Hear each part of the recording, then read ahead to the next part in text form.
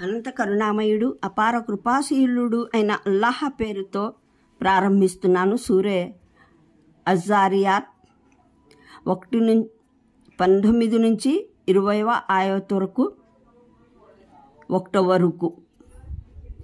ఏ విధంగా ఒక సూక్ష్మక్రిమిని ఒక సూక్ష్మ అండాన్ని కలిపి తల్లి శరీరంలోని ఒక మూలన మీ సృష్టికి పునాది వేయబడిందో తెలుస్తుంది.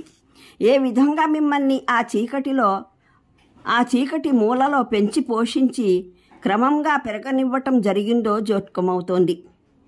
మరే విధంగా మీకు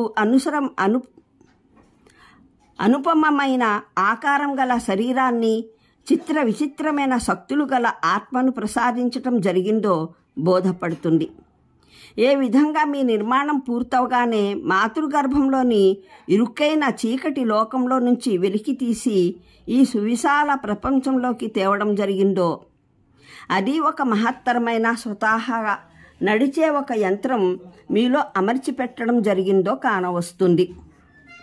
ఆ యంత్రం మీ పుట్టుక దినం నుండి యవ్వనం తిరిగి వృద్ధాప్యం వరకు ఊపిరి పీల్చే, ఆహారాన్ని జీర్ణించుకునే, రక్తం సృష్టించే, ప్రతి నాళంలో దాన్ని పారచేసే, వ్యర్థ పదార్థాలను విసర్జించే, అంతరించిపోయే శరీర కణాల స్థానే ఇతర కణాలను స్థిరపరిచే, లోలోన పుట్టే లేదా బయటి నుండి వచ్చిపడే విపత్తులను ఎదుర్కొనే, కలిగిన నష్టాలను పూడ్చే కార్యకలాపాలను నిర్వహిస్తుంది.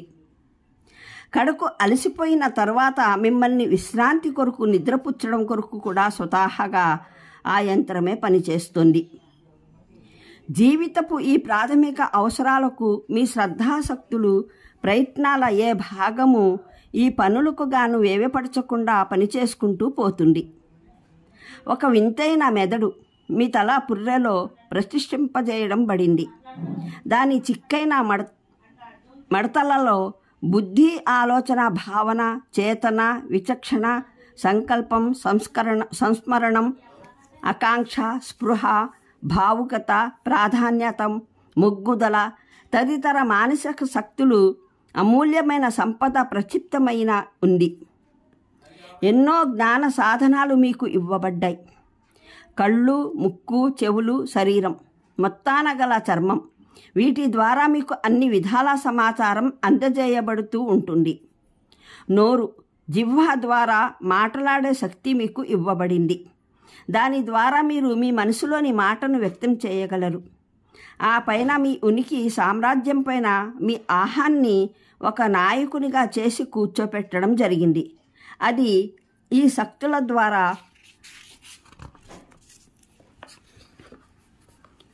పని చేయించుకొని అభిప్రాయాలను ఏర్పరచుకోవాలని, మీరు ఏ మార్గాలలో తమ సమయాన్ని, శ్రమని, యత్నాలను వెచ్చించాలో నిర్ణయించుకోవాలని, దేన్ని తిరస్కరించాలో, దేన్ని స్వీకరించాలో, ఏ వస్తువును సూక్ష్మంగా తమ లక్ష్యంగా చేసుకోవాలో, దేన్ని చేసుకోరాదో తీర్మానించుకోవాలని కాస్త గమనించండి.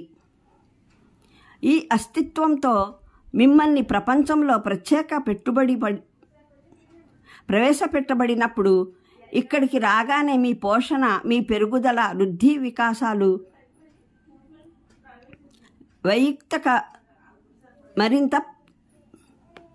వైయక్తిక పరిణితి కొరకు ఎన్నెన్ని సామగ్రులు సిద్ధంగా ఉన్నాయో వాటి మూలంగా మీరు జీవితపు ఒక ప్రత్యేకమైన దశకు చేరి మీ ఈ అధికారాలను వినియోగించే యోగ్యత పొందారో ఆలోచించండి. ఈ అధికారాలను వినియోగించుకోవడానికి భూమిలో మీకు సాధనాలు ఇవ్వబడ్డాయి, అవకాశాలు పొందుపరచబడ్డాయి. అనేక వస్తువులను వినియోగించే శక్తి ఇవ్వబడింది.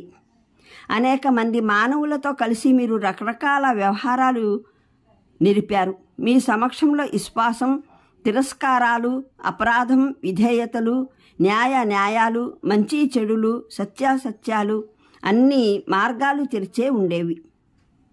ఈ మార్గాలలో ప్రతి ఒక్కదాని వైపునకు పిలుపునిచ్చే, ప్రతి ఒక్కదాని వైపునకు తీసుకుపోయే సాధనాలు ఉండేవి. మీలో ఎవరు ఏ మార్గాన్ని అవలంబించినా తమ బాధ్యత మీదనే అవలంబించారు. నిర్ణయించే, ఎన్నుకునే శక్తి వారి ప్రకృతిలోనే నిబిడీకృతం చేయబడింది. ప్రతి ఒక్కరూ స్వయంగా ఎన్నుకున్న దాని ప్రకారం వారి సంకల్పాలను అమలుపరుచుకునే అవకాశాలు వారికి ప్రాప్తమయ్యాయి. వాటిని వినియోగించుకుని ఒకరు సదాచారులైతే మరొకరు దుష్టులయ్యారు. ఒకరు విశ్వాస మార్గాన్ని అనుసరిస్తే మరొకరు తిరస్కారం, బహుదైవారాధన మార్గాన్ని అవలంబించారు లేదా నాస్తికత్వాన్ని ఆశ్రయించారు. ఒకరు తమ మనస్సును అక్రమ కోరికల నుండి వారించారు. మరొకరు మనోధ్యానంలో అన్నీ చేసివేశారు. మరొకరు మనోదాస్యంలో అన్నీ చేసివేశారు.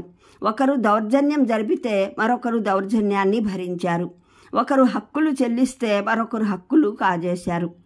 ఒకరు చివరి శ్వాస వరకు ప్రపంచంలో మంచినే చేశారు. మరొకరు చివరి ఘడియ వరకు చెడులే చేస్తూ గడిపారు. ఒకరు సత్యవాక్కును సమున్నతపరిచేందుకు ప్రాణాలొడ్డగా మరొకరు అసత్యాన్ని సమున్నతపరిచేందుకు సత్యవాదుల పట్ల అత్యాచారం జరిపారు. ఇక ఎవరైనా పూర్తిగా బుద్ధి మందగించిన వాడు తప్ప ఇటువంటి ఒక అస్తిత్వం భూమిపైన యాదృచ్ఛికంగా ఉనికి పొందిందని అనగలడా? ఇతని పుట్టుక వెనుక ఏ పథకము, ఏ విఘ్నత పనిచేయడం లేదని, భూమిలో ఇతని చేత జరిగే ఈ హంగామాలన్నీ లక్ష్యరహితమని, ఫలితశూన్యంగానే సమసిపోతాయని చెప్పగలడా? ఏ మంచికి ఎటువంటి ఫలమైనా, ఏ చెరుకు ఎటువంటి ఫలితమైనా ఉండదని ఏ అత్యాచారాన్ని వినే నాథుడు గాని, అత్యాచారిని ప్రశ్నించేవాడు గాని లేడని అంటాడా? ఇటువంటి మాటలు బుద్ధి నేత్రం కోల్పోయిన కబోది లేక మానవ సృష్టి వెనుక ఏ విఘ్నుడి విఘ్నతను నమ్మకూడదని ఒట్టేసుకుని కూర్చున్నవాడు అంటే అంటాడేమో. కానీ ఒక నిష్పక్షపాతి అయిన బుద్ధిమంతుడెవడు ఒక విషయాన్ని అంగీకరించకుండా ఉండలేడు. మానవునికి ఏ విధంగా ఏ శక్తులు సామర్థ్యాలను అయితే ఇచ్చి ఈ ప్రపంచంలో పుట్టించటం జరిగిందో, మరే స్థానమైతే అతనికి ఇక్కడ ఇవ్వబడిందో, అది నిశ్చయంగా మహావిఘ్నతతో కూడుకున్న పథకం. మరి ఏ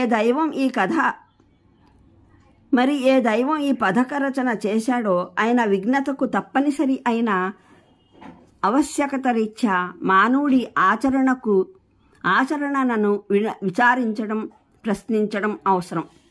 ఆయన సృష్టి సామర్థ్యాన్ని గురించి ఒక మానవుణ్ణి సూక్ష్మకణం ద్వారా ప్రారంభించి ఇంతటి స్థానం వరకు చేర్చిన వాని గురించి ఆ మానవుణ్ణి తిరిగి ఉనికిలోకి తేలేడని అనుమానపడటం ఎంతమాత్రం సమంజసము కాదు, సరైనది కాదు. ఆకాశం అంటే ఊర్ధ్వలోకం అని భావం.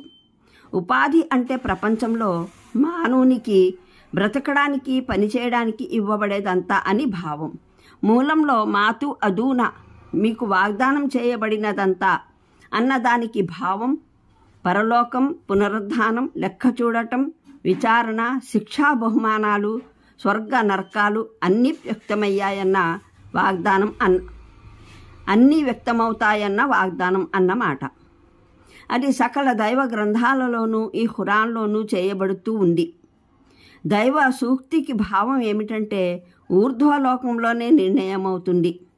ప్రపంచంలో మీలో ఎవరికి ఏది ఇవ్వవలసి ఉందో మరక్కడే ఈ నిర్ణయము జరుగుతుంది. మిమ్మల్ని లెక్క చూసేందుకు, ఆచరణల ప్రతిఫలం ఇవ్వడానికి ఎప్పుడు పిలవలసి ఉందో అన్నది కూడా. అనంత కరుణామయుడు, అపార కృపాశీలుడు అయిన అల్లాహ్ పేరుతో ప్రారంభిస్తున్నాను. సూరే అజ్జారియాత్ 19 నుంచి 20వ ఆయత వరకు 1 వరకు. ఏ విధంగా ఒక సూక్ష్మ క్రిమిని, ఒక సూక్ష్మ అందాన్ని కలిపి తల్లి శరీరంలోని ఒక మూలన మీ సృష్టికి పునాది వేయబడిందో తెలుస్తుంది. ఏ విధంగా మిమ్మల్ని ఆ చీకటి మూలలో పెంచి పోషించి క్రమంగా పెరగనివ్వటం జరిగిందో జోత్కమవుతోంది. మరే విధంగా మీకు అనుపమమైన ఆకారం గల శరీరాన్ని, చిత్ర విచిత్రమైన శక్తులు గల ఆత్మ